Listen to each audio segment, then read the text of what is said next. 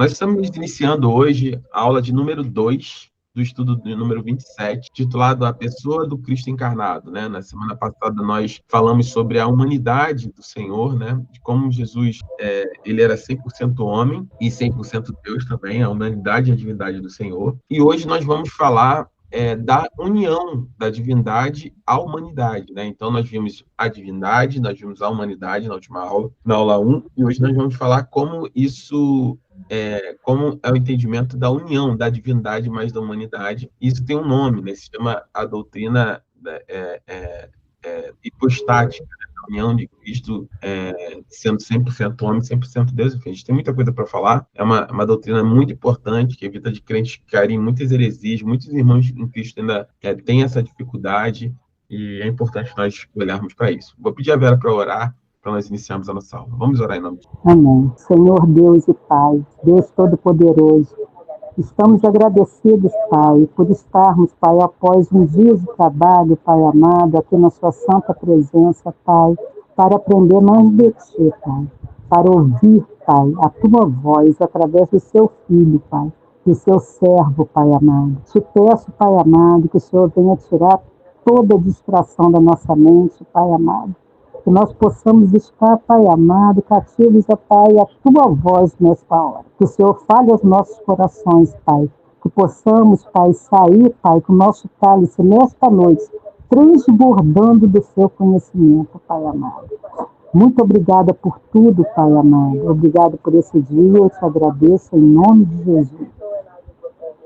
Amém. Amém.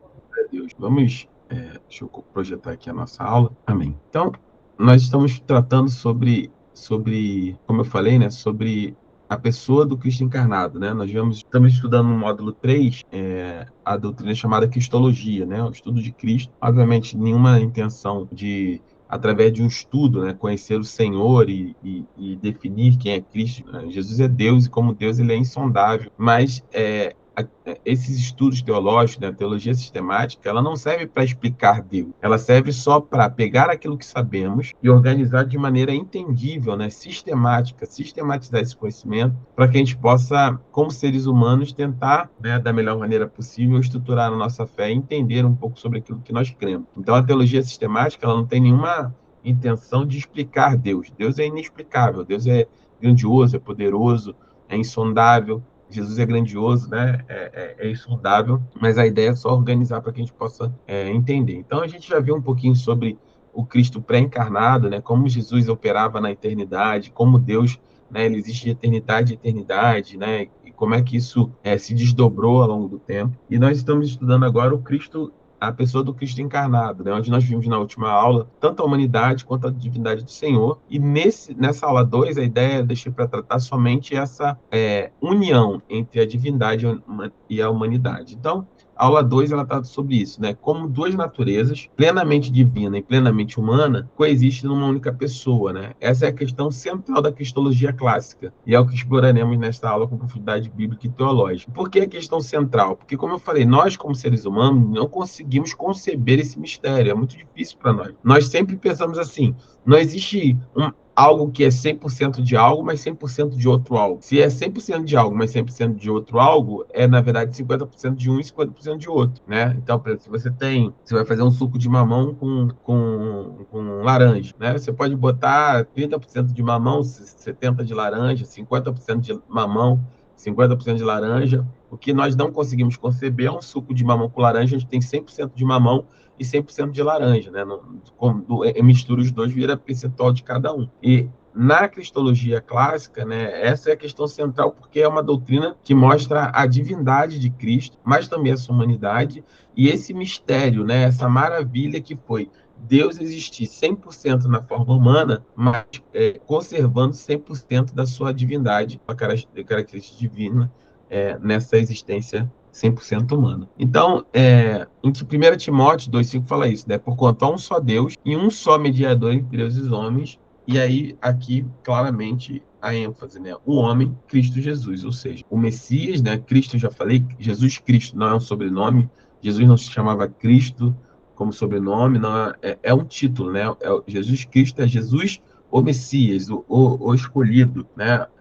Ungido. Então, Jesus ele era aquele pelo qual todo o Antigo Testamento havia a promessa de que Deus enviaria, né?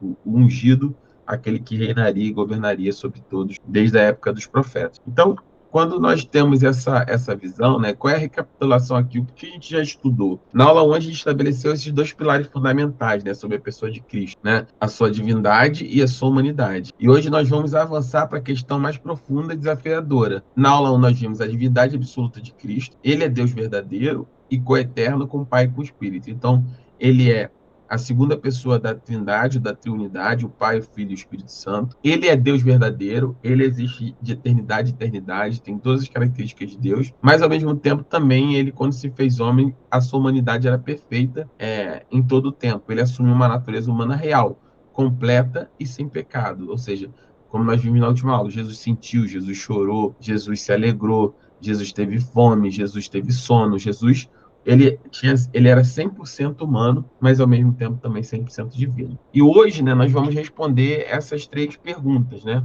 Como essas duas naturezas, né, 100% divina e 100% humana, coexistem em uma só pessoa, né? Se Cristo é duas pessoas distintas convivendo, ou seja, você tem um homem Jesus e o Cristo, né, e o divino convivendo, duas pessoas convivendo dentro de um único corpo, vamos dizer assim, e se essas maneiras se misturam ou se confundem, né, que são aspectos diferentes, né, se confundirem ou se misturarem. Então, a gente vai entrar agora no coração da cristologia clássica, né, do estudo de Cristo, que é a doutrina da união hipostática. Então, a pergunta mais óbvia é: o que é união hipostática, né? O termo hipostática vem do grego hipostasis, né, que significa pessoa ou substância. A união hipostática é a doutrina que afirma que na encarnação, e preste atenção que é na encarnação e não na reencarnação, já falei sobre isso aqui, nós não cremos, né? Nós não cremos nós não cremos na reencarnação, nós cremos na encarnação. Jesus se fez carne, já falei isso várias vezes, vou repetir. Nós cremos na encarnação, Jesus se fez carne. O que é a reencarnação? A reencarnação é você se tornar carne várias vezes, ou seja, eu nasci Lúcio, vou morrer, daqui a pouco eu vou nascer de novo como Maria, vou morrer, daqui a pouco eu vou nascer como João, vou morrer, vou nascer como Miriam, sabe? Essa reencarnação, essa é a doutrina da reencarnação. Nós não cremos nisso. A Bíblia diz que ao homem é dado ao poder, dado o direito de morrer uma única vez. Agora, a encarnação é se tornar carne, né? Jesus, ele encarnou. Deus se tornou carne e é nisso que nós estamos vendo. Então, afirma que na encarnação, o Filho Eterno de Deus assumiu uma natureza humana completa, unindo duas naturezas, a divina e a humana, em uma única pessoa. Então, duas naturezas juntas, né? A divina e a humana, completas, inteiras e verdadeiras. E unidas ao mesmo tempo, em uma única pessoa, o Filho Eterno de Deus. E preservada, né? Sem confusão, sem mudança, sem divisão ou sem separação. Em outras palavras, né? Esses quatro advérbios negativos, né? Sem confusão, sem mudança, sem divisão e sem separação, foram definidos pelo Concílio da Calcedônia, lembra que eu falei sobre os concílios, né, na última aula, e permanece como padrão ortodoxo da fé até hoje, ou seja, Jesus é 100% divino, 100% humano, e essas duas naturezas convivem numa união hipostática, sem confusão, ou seja, uma não confunde a outra, sem mudança, ou seja, uma não altera a outra. Jesus não deixou de ser menos Deus, porque houve uma mudança a partir da sua coexistência com a sua humanidade, sem divisão, né? Não houve uma divisão entre Jesus tinha hora que era meio homem, meio Deus, meio homem, não houve divisão, e sem separação. Não, ao mesmo tempo também, Jesus não era separadamente Deus e separadamente homem. Ele era essas naturezas coexistiam de forma unida em uma única pessoa, mas sem confusão, sem mudança, sem divisão e sem separação. Então, a pergunta é: o que significa então natureza? Se é sobre isso que nós estamos falando. Não, quando falamos de natureza e teologia, a gente vai se referir ao conjunto de atributos essenciais que definem o que algo é, né? Então, Cristo possui duas naturezas completas e distintas, sem que uma diminua ou anule a outra. E que naturezas eram essas, né? A natureza divina, como a gente falou, onde existia o quê? Todos os atributos de Deus. Jesus continuava sendo eterno, ou seja, ele existe desde sempre, sem princípio e sem fim. Ele é onipotente, poder absoluto e ilimitado sobre todas as coisas. Ele era e é, né, onisciente, conhecimento perfeito e total de tudo e imutável. Sua essência divina não sofre alteração, mesmo ele coexistindo com a sua natureza humana. E, ao mesmo tempo, apesar de ele ser eterno, onipotente, onisciente, imutável, né, ele continuava também tendo todos os atributos da própria humanidade, ou seja, ele tinha um corpo real, não era um corpo espiritual, não era algo diferente do nosso que nós temos. Ou seja, ele nasceu, cresceu, sentiu fome, sede, dor, ele tinha emoções reais. Jesus chorou, alegrou, sentiu angústia. Ele tinha limitações humanas, né? Então, Jesus andava, se cansava, ele dormiu, ele aprendeu ao longo do tempo, né, como qualquer ser humano. A única diferença é que ele era sem pecado, ou seja, a humanidade de Jesus era perfeita e imaculada. E Colossenses 2,9 diz que, pois em Cristo habita corporalmente toda a plenitude da divindade, ou seja, em Cristo habita, ou seja, na humanidade de Cristo, no corpo de Jesus, habitava corporalmente toda a plenitude da divindade. Não era parte da divindade, um percentual da divindade, algo que lembrava a divindade, mas era toda a plenitude da divindade. Então, se em Cristo habitava corporalmente toda a divindade, a conclusão que nós chegamos é que Cristo não são duas pessoas. Não é Deus, não é homem. Existem várias doutrinas, né, que permeiam aí, que tentam falar que Cristo era uma pessoa, Jesus era outra, que Jesus era um homem, e aí quando desce sobre ele o Espírito Santo, Cristo passa a habitar nele, como fosse uma sessão espírita, né, toma posse ali. E isso é uma heresia em todos os aspectos, e nós vamos ver por quê. Uma das confusões mais comuns é imaginar Cristo como uma espécie de dupla personalidade, ou dois seres convivendo no mesmo corpo. A Escritura e a teologia ortodoxa rejeitam essa ideia com firmeza, né? Então, o que Cristo não é, mais importante que tão importante, na verdade, de dizer o que ele é importante dizer o que ele não é. Ele não é um homem habitado por Deus, como se fosse um profeta especial. Ele não é isso. Ele não é dois eus convivendo, ou seja, como se houvesse um conflito interno entre o homem Cristo e o Deus Cristo, não. E ele não é metade Deus e metade homem, como se fosse uma mistura incompleta, não. Ele é 100% Deus e 100% homem. E é o que a gente está afirmando. Então, se Cristo não é um homem habitado por Deus, se ele não é dois eus convivendo dentro de uma única pessoa, e se não ele é metade Deus e metade homem, o que ele é? Ele é uma única pessoa. João define ele como Logos eterno, como a palavra de Deus, o Filho de Deus. Ele é o Filho eterno encarnado, que desde a eternidade é Deus e no tempo assumiu a humanidade, ou seja, ele desde a eternidade era Deus e no tempo, ele assumiu a humanidade e ele continua 100% homem, 100% Deus nesse momento. Jesus, quando ascende, né, aos céus com o Pai, ele tem o corpo glorificado, mas ainda é um corpo humano glorificado. Assim como nós teremos um corpo humano glorificado como Cristo teve. Por isso ele passa de unigênito, não passa, né? Ele continua sendo unigênito da criação, ou seja, o único gerado da mesma essência de Deus, então, portanto, Deus, mas ele também é o primogênito da nova humanidade, dos filhos de Deus. Jesus, ele mostra o caminho, ele mostra, olha, eu venci a morte, eu ressuscitei, eu recebi um corpo glorificado, e isso vai acontecer com todos aqueles que creem em meu nome. Então, como eu estava falando com a Vera aqui, a nossa preocupação independente do que aconteça, é que, ainda que aconteça guerra, rumores de guerra, qualquer imprevisto, vamos dizer assim, nesse aspecto, é que nós temos essa esperança, que ainda que morramos, ressuscitaremos num corpo glorificado, assim como Cristo teve. O apóstolo Paulo fala sobre isso, que isso que é corruptível na nossa carne, que faz com que nós sejamos pecadores e caídos, se revestirá de incorruptibilidade. E essa é uma das obras maravilhosas que Deus fez. Além de nos dar a vida eterna em Cristo, além de perdoar os nossos pecados, nos livrar da morte, nos livrar do inferno, ele nos tornou co-herdeiros de tudo aquilo que ele recebeu, e nós viveremos não só eternamente com ele, mas eternamente com ele como filhos de Deus, né? Irmãos em Cristo e filhos de Deus. Ele é o primogênito, ele é o primeiro filho, né? Por isso tem direito a toda a criação. Ele é o primogênito e também com um corpo glorificado. E, ao mesmo tempo, ele com as duas naturezas completas. Ele é 100% Deus, 100% homem, sem diminuição de nenhuma das partes. Em João 1, de 1 a 14, né? João 1 e 1, 14a, fala sobre isso, né? No princípio era aquele que é a palavra. Ele estava com Deus e era Deus. E aquele que é a palavra tornou-se carne e viveu entre nós. Então, como é que funciona, né, a comunhão desses atributos, né? Como é que é a convivência, né, desses atributos? A natureza de Cristo, né, as naturezas, né, a natureza humana e a natureza divina, elas não se misturam, mas pertencem à mesma pessoa. Por isso, esses atributos de ambas as naturezas são atribuídos ao único Cristo. A teologia chama isso de communicatio idiomatum, ou seja, a comunhão dos atributos. Significa o seguinte: a natureza humana em ação. Jesus dormindo no barco, por exemplo, é a natureza humana em ação. Jesus estava dormindo no barco, sim ou não? Né? Jesus dormiu, ele estava cansado, ele dormiu. Ele estava genuinamente cansado, pois possui um corpo humano real com necessidades físicas. Então, Jesus estava na popa, dormindo sobre um travesseiro. Marcos 4, 3 e 38. E, ao mesmo tempo, a sua natureza divina estava em ação. Jesus acalma o mar. Com a autoridade soberana e divina, ele repreendeu os ventos e o mar, demonstrando o poder sobre a criação.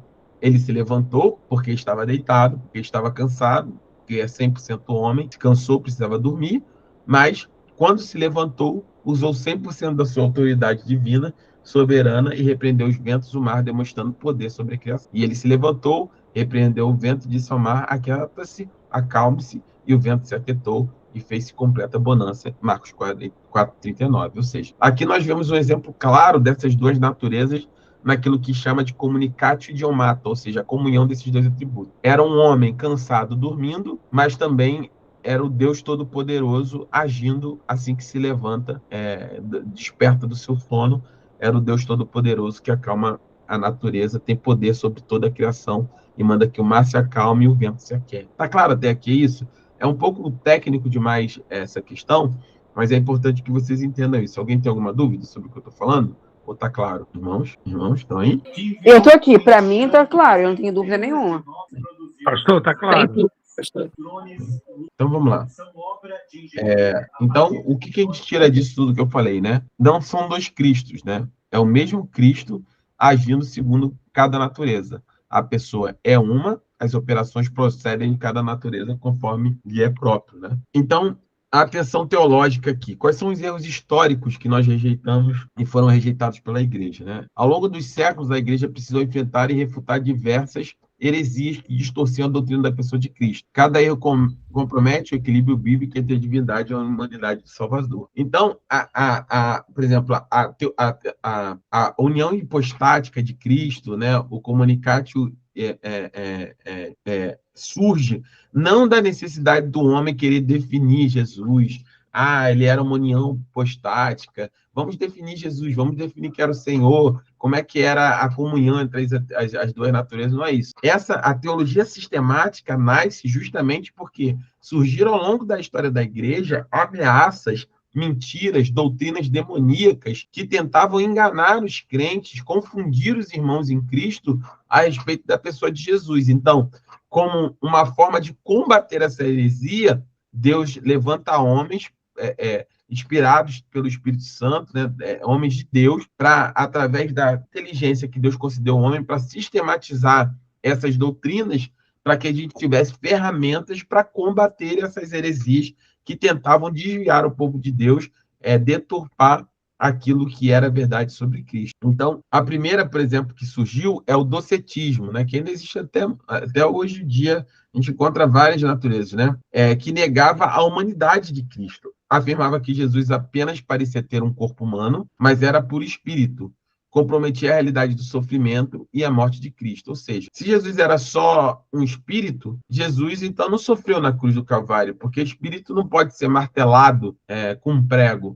O espírito não pode ser açoitado, porque é espírito, não é material, né? E, obviamente, o espírito não pode morrer, porque não tem corpo físico para ser morto. Então, o docetismo, ele nasce com uma heresia forte no meio da igreja, e o docetismo foi muito, muito forte no meio da igreja. Já falei sobre isso aqui. Em Coríntios, a gente vê Paulo combatendo isso, porque essa rejeição, né, o docetismo, ele tinha uma rejeição à matéria. A matéria era má, logo Jesus não poderia ter matéria, Jesus não poderia ter corpo, porque a matéria é uma replicação deturpada, né, daquilo que é espiritual. É como se fosse um espelho deturpado daquilo que é espiritual. E onde a gente vê essa doutrina que não somente é aplicada a Cristo, por exemplo, nós vemos essa doutrina quando as pessoas, Paulo precisa dizer para os irmãos casados, né, que se convertiam, né, homens e mulheres, que eles podiam manter as suas relações conjugais dentro do casamento, porque muitos se abdicavam de ter as relações conjugais, né, entre esposa e esposa, abençoados dentro do casamento, obviamente, que essas relações fora do casamento são condenadas pelo Senhor, porque eram convencidos que toda a prática, vamos dizer, que envolvia a carne, né, o corpo, era pecaminosa e era contaminada. E isso gerava problemas dentro da igreja. E o apóstolo Paulo fala isso diretamente: olha, vocês podem até, de comum acordo, né, se ausentar desses deveres por um tempo de consagração de oração, mas eu oriento que não seja longo e que cada um respeite, né, o seu cônjuge. Tem que estar em comum acordo, porque não tinha nenhum pecado em relação a isso, né? E isso, ao longo do tempo, foi tão arrastado, você vê como é que isso ecoou ao longo dos tempos, que quem é mais antigo, né, bem mais antigo, lembra sobre isso. Há muito tempo atrás, algumas igrejas, por exemplo, né, eu estou falando só do protestantismo, mas também o catolicismo, na noite de núpcias, né, os noivos tinham que estar cobertos com lençol, e tinha só um buraquinho lá no lençol para fazer o ato conjugal, porque era considerado impuro, né? Era um ato vergonhoso, vamos dizer assim, fruto dessa questão ainda que ecoava do docetismo ao longo do tempo. O arianismo, né, que foi a segunda grande heresia que surgiu, que negava a divindade plena de Cristo, né? Ensinava que o Filho era uma criatura, a primeira e mais exaltada, mas não Deus verdadeiro, e destruir a base da salvação. Ah, pastor, mas para que eu preciso saber de arianismo? Porque até hoje existe a doutrina do arianismo em nossos dias, que é a doutrina, por exemplo, dos testemunhos de Jeová. Os testemunhos de Jeová, eles acreditam que Cristo é uma criatura. O que a gente quer dizer como criatura? É que foi criado. Jesus foi criado, apesar de ser a primeira criação, ele é o mais exaltado, mas ele não é o Deus verdadeiro, ele é um Deus menor. Então, os testemunhas de Jeová rejeitam, né, a Cristo como um Deus eterno, como rejeitam a Trindade, né? Existe dentro, dá um exemplo de arianismo moderno, o Voz da Verdade, o pastor do Voz da Verdade, como é que é o nome dele? Carlos. Voz da Verdade é o conjunto que canta um louvor que é lindo, tá? Não tem nada a ver com louvor. Na época eles estavam firmes e Cristo, mas que canta aquele não há ferrolhos, nem portas. Vocês conhecem esse louvor, né? Que se calem diante da tua voz. Por exemplo, eles não aceitam a Trindade, né? Ele se declarou isso num podcast, onde ele não aceita a Trindade, que Deus é um, mas Cristo é uma criatura menor em relação à existência de Deus. Alguém levantou a mão, pode falar, acho que foi Cristiano. Pastor, aproveitando esse gancho que o senhor colocou, o testemunho de Jeová não pode ter transfusão de sangue, porque ele entende que o seu sangue é seu, não pode estar em outro corpo. Como é que explica isso? Porque se Deus te deu, você é único para ter a sua salvação, por que seu sangue pode estar em outro corpo? Porque é parte de... É meio complexo isso, né? Na verdade, porque não poderia estar? Assim, o problema é que eles atribuem ao sangue um componente divino, né? Como se o sangue fosse a própria vida, né? Porque quando o Senhor fala lá no Antigo Testamento que ele proíbe, né, o consumo do sangue, no Novo também, é porque o sangue está atrelado à vida, né? Em relação à existência em si, né? Então eles acabam divinizando isso como se fosse algo. Mas qual é a nossa visão? A nossa, vamos dizer assim, a nossa santidade, a nossa vida espiritual não está na nossa carne, entendeu, Cristiano? A vida para nós não é o sangue, a vida para nós é uma pessoa, concorda? A vida é Cristo, a vida não é meu sangue. Meu sangue vamos dizer assim, é parte de um organismo que Deus fez que eu preciso para estar vivo, como meu pulmão, como meu coração, como meu cérebro, como minhas córneas, né? Como qualquer outra parte do meu corpo. Mas é a minha matéria, ele não tem nada de divino nesse processo, né? A vida, né, não está no meu sangue. Óbvio que eu preciso do sangue para estar vivo, assim como eu preciso respirar para estar vivo, assim como eu preciso do meu pulmão para estar vivo, mas a vida não está nessas coisas. A Bíblia diz que a vida é o fôlego que Deus concede a cada um de nós. Não é isso que a Bíblia fala? Que Deus que dá e tira a vida. Se ele concede, tira o fôlego. O sopro de Deus em nós é que nos concede a vida. É o Senhor é a fonte da vida, porque ele é a própria vida. Não foi o que Jesus disse? Eu sou o caminho, a verdade e a vida. Então, assim, a transfusão em si, Deus deu sabedoria ao homem para criar a medicina, para criar o cuidado. Senão, daqui a pouco a gente vai rejeitar. Ah, não, porque a gente vai ser pragmático, então também não posso tomar um remédio, não posso fazer quimioterapia, por exemplo, se eu tiver com câncer, porque Mas se for pensar assim, pastor, a gente não pode beijar na boca do outro, senão você está fazendo troca de fluidos.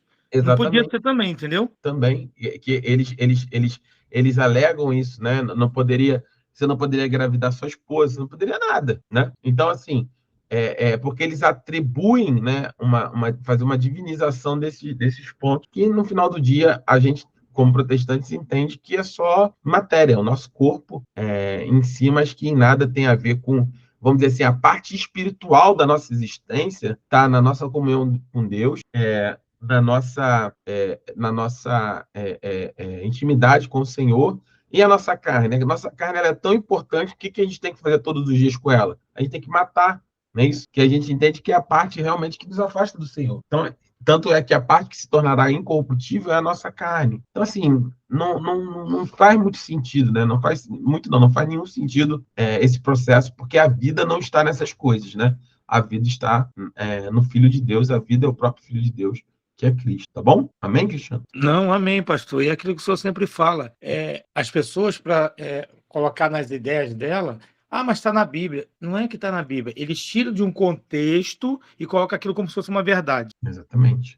Esse é o princípio de toda heresia, né? Toda heresia é uma distorção daquilo que a palavra diz, né? Da verdade. É o monofisismo, né? Que é uma doutrina menos difundida que afirma que a natureza humana era absorvida pela divina, ou seja, resultando uma terceira natureza, uma mistura, né? Que nem era puramente divina e nem era humana, né? Você tinha um Deus contaminado, vamos colocar assim, mas isso foi pouco difundido e não é algo que existe hoje. E o nestorianismo, né? Que separava as naturezas em duas pessoas. Isso aqui é muito forte, muito comum. Eu tenho casos na família de pessoas desviadas que creem dessa forma, tá? Que foram contaminadas por essa doutrina, que separava as naturezas em duas pessoas, tratava Cristo como se fossem dois sujeitos distintos, habitando o mesmo corpo, quebrando a unidade pessoal do mediador, como se Jesus e o Cristo habitassem no mesma pessoa, mas fossem naturezas, se fossem duas pessoas, né? Como se Jesus tivesse duas pessoas vivendo dentro dele, né?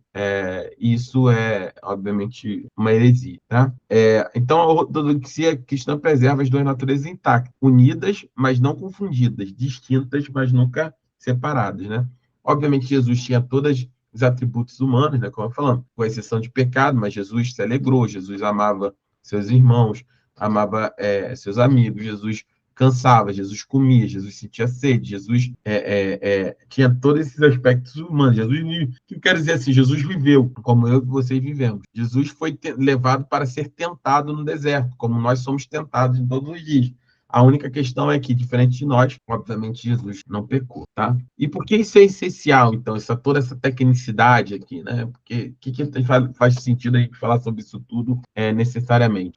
Porque a doutrina, né, dessa união hipostática, ela não é uma especulação teológica, como eu falei, né? Ela surgiu para combater essas heresias, porque ela é o fundamento da nossa redenção. Se qualquer aspecto, né, da pessoa de Cristo for comprometido, toda a obra da salvação desmorona. Como assim, pastor? E aí vamos ver aqui, ó. Vamos os aspectos, né? Então vamos supor se Cristo não fosse plenamente Deus, né?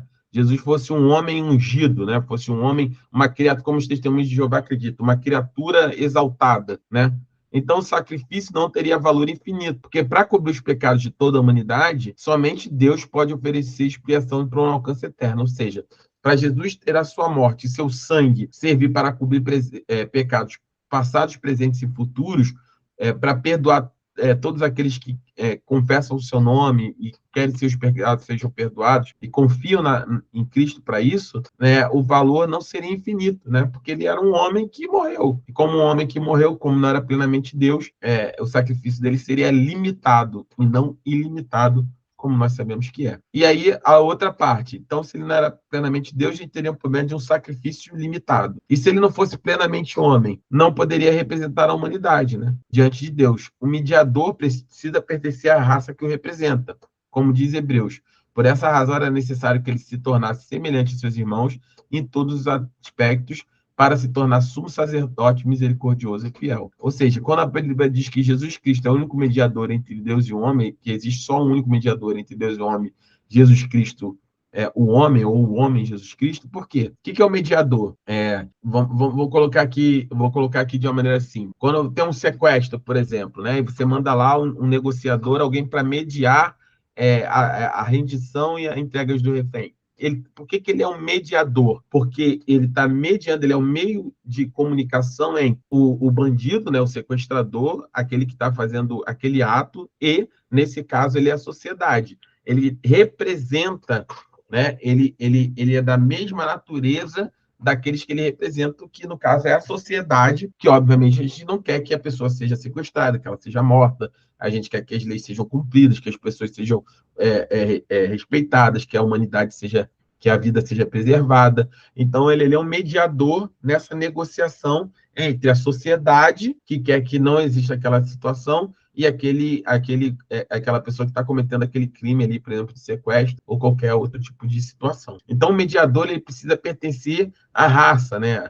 Como é que ele vai dar o exemplo seguinte: não adiantava a gente, vamos mediar, vamos mandar um mediador para negociar com esse sequestrador, vamos mandar um outro sequestrador. Não media, porque não é da mesma natureza da sociedade. Ou vou mandar um cachorro. Não, que cachorro vai mediar o quê? Não é da mesma raça humana. Como é que ele vai mediar para preservar a vida humana? Obviamente, questão de inteligência, né, e tudo, mas estou falando assim, tem que ser da mesma natureza, tem que ser da mesma para poder representar. E agora o segundo ponto. Então, se Cristo não fosse plenamente Deus, essa era a implicação, tinha uma implicação. Se não fosse plenamente homem, tinha outra. E se ele fosse as duas pessoas vivendo dentro de uma única pessoa? Não haveria mediação verdadeira, porque seria impossível unir Deus e o homem se o próprio mediador fosse internamente dividido. A reconciliação exige uma unidade da pessoa, ou seja, para Deus unir a humanidade novamente a ele, Jesus ele é 100% homem, 100% Deus, entre aspas. Ele dá, vou colocar isso de maneira mais fácil para entender, como se ele desse a mão, estendesse a mão e se conectasse a Deus e se conectasse ao mesmo tempo à humanidade. Então, como ele é mediador, ele existe 100% homem, 100% Deus, ele consegue unir, né, mediar, reconciliar Deus e o homem novamente, como fosse um elo, né, um link, né? Por isso que Jesus é o caminho, é isso. Tá claro aqui? Então, a união hipostática, né, sustenta toda a estrutura da redenção. Sem ela não há cruz eficaz, não há ressurreição redentora e não há esperança segura para nenhum de nós. Então, quais são as implicações, né? A gente chama de aplicação soteriológica, né? Da salvação, né? Estudo da salvação. Então, o que se implica para a salvação? Porque Cristo é Deus e homem, a união hipostática produz consequências diretas e gloriosas para a nossa salvação. Cada aspecto da sua obra mediadora depende dessa realidade. E quais são elas? Primeiro e mais claro, ela representa os homens, né? Como verdadeiro homem, ele é o segundo Adão, como dizem Hebreus, né? Cabeça federal de todos aqueles que nele creem, representando legitimamente diante de Deus. Lembra que eu falei que o primeiro Adão falha no jardim, o segundo Adão vence no jardim. Adão, ele é cabeça federal de raça, quando ele peca, toda a humanidade cai com ele, e um novo cabeça federal de raça dessa nova humanidade, que é Cristo, quando ele faz a vontade do Pai, se submete e tem a morte substitutiva na cruz, com ele salva também toda essa nova humanidade, a saber, todos aqueles que creram em seu nome, que foram transformados em filhos de Deus. Então, ele consegue satisfazer também a justiça divina, né? Como verdadeiro Deus, seu sacrifício tem valor infinito. Concorda? Deus se sacrificou, então o valor desse sacrifício é infinito, não tem como você mensurar o sacrifício de Deus. E ele, então, é suficiente para satisfazer também, plenamente, a santa justiça de Deus contra o pecado. Um sacrifício infinito pelo pecado, a substituição infinita pelo pecado, é plenamente capaz de satisfazer a justiça de Deus infinita por conta do pecado do homem que está diante dele. Então, ele consegue mediar entre Deus e os homens, né? Sendo Deus e homem uma só pessoa, ele é a única ponte, né, o único caminho legítimo entre o Criador Santo e a criatura caída. E, por último, né, ele passa a ser o sumo sacerdote. Se você estudar o Antigo Testamento, você vai ver que o sumo sacerdote, ele intercedia, né, ele se apresentava uma vez por ano diante de Deus para interceder pelo povo, para pedir o perdão de pecados passados, né? A Bíblia em Hebreus fala sobre isso, que enquanto Arão, que tinha o sacerdócio, né, irmão de Moisés, que foi o primeiro sumo sacerdote, e toda a sua linhagem tinha um defeito no seu sacerdócio. Qual era o defeito do sumo sacerdócio de Arão? É que ele ia lá, matava o cordeiro, fazia a aspersão no dia do Yom Kippur, lá, né, do perdão dos pecados. Só que esse sacrifício ele era limitado, porque ele só conseguia perdoar os pecados passados, né? E só dali do povo de Israel. Ou seja, se ele terminasse ali o primeiro dia depois do Yom Kippur, ali, do perdão, da expiação do pecado, se você pecasse, você tinha que esperar o próximo ano para poder cobrir aquele pecado, assim, entre aspas. Você podia lá ofertar, né, no templo, mas estou dizendo assim, a expiação completa divina do pecado tinha que ser aguardada uma vez por ano, quando só uma vez por ano uma única pessoa conseguia entrar no Santo dos Santos. E Jesus, ele é o sacerdócio perfeito, porque assim como Arão, ele também ofertou um cordeiro, só que ele mesmo era o cordeiro santo de Deus, sacrifício, o sangue também foi derramado, só que diferente do cordeiro de Arão, que só cobriu o passado, o sangue de Jesus tem poder para cumprir o passado, o presente e o futuro, sendo suficiente para perdoar todos aqueles que aceitarem a salvação em Cristo Jesus. Então, ele intercede por nós com compaixão humana e autoridade divina. É um sacerdote que compreende e que tem poder para salvar. Então, o Senhor também se compadece de nós, porque ele foi como ele é, né? Tem a mesma, como um de nós. Jesus sabe as aflições dessa vida, ele viu de perto, né? Tudo que nós passamos, né? Quanto é triste, por assim dizer, e deprimente a natureza caída do homem. Jesus viu de perto a doença, Jesus viu de perto a violência, Jesus viu de perto a injustiça, Jesus viu de perto a dor que essa vida caída a partir do pecado de Adão gera para a humanidade. Por isso ele se compadece, compreende, né? E tem poder para nos salvar a partir daí. E aí, 1 Timóteo 2, 5 a 6 diz isso: pois há um só Deus e um só mediador entre Deus e os homens, o homem Cristo Jesus, o qual se entregou a si mesmo como resgate por todos, e esse foi o testemunho dado em seu próprio tempo. Então, a conclusão, a gente termina aqui, né? O Deus homem, né? Nossa segurança eterna. Cristo não é apenas um grande mestre moral, né? Como alguns querem encaixar ele. E também não é um espírito iluminado, por exemplo, como o kardecismo e as religiões espíritas tentam encaixar. E ele também não é um semideus da mitologia, né? Ah, que ele é meio homem, meio filho de Deus, sabe? Igual você tem na história da mitologia grega, né? Você tem, por exemplo, vários semideuses. O que era o semideus? Era filho de um deus com uma humana, por exemplo, ou de uma deusa com um humano. Então, ele era metade homem, metade Deus. Jesus não é metade, não, por isso semideus, meio Deus, né? Jesus não é semideus, Jesus é Deus e Jesus é homem. Ele não tem metade de nada, ele é 100% homem e 100% Deus. Então, ele é verdadeiramente Deus, por quê? Nós vimos aqui diversas passagens que falam que ele é coeterno, coigual, consubstancial com o Pai, ou seja, ele vive eternamente como o Pai vive, ele é da mesma natureza do Pai, como ele é Deus, como o Pai é Deus, e ele é da mesma substância de Deus, né? Da mesma essência, por isso ele é unigênito, único gerado de Deus, possuindo toda a plenitude da divindade. Ao mesmo tempo, também ele é verdadeiramente homem, ele tem um corpo real, uma alma racional, emoções autênticas, humanidade completa, com detalhe que é sem pecado, e ele, verdadeiramente Deus e verdadeiramente homem, também é só uma única pessoa. O Filho eterno de Deus encarnado, o mediador perfeito entre Deus e os homens. E isso tudo, irmãos, mas pastor, eu não consigo entender, mas é isso que a palavra diz, que é um grande mistério, né? Nós não temos condições, assim como a Trindade é um grande mistério, né? E 1 Timóteo 3,16 fala assim: grande é o mistério da piedade. Deus foi manifestado em corpo, justificado no Espírito, visto pelos anjos, pregado entre as nações, crido no mundo e recebido na glória. Esse é o mistério, né? Um grande mistério do amor, da piedade de Deus para nós. Então, ele é o Deus homem e por isso que nossa salvação é segura. Amém? Glória a Deus. Amém. Amém.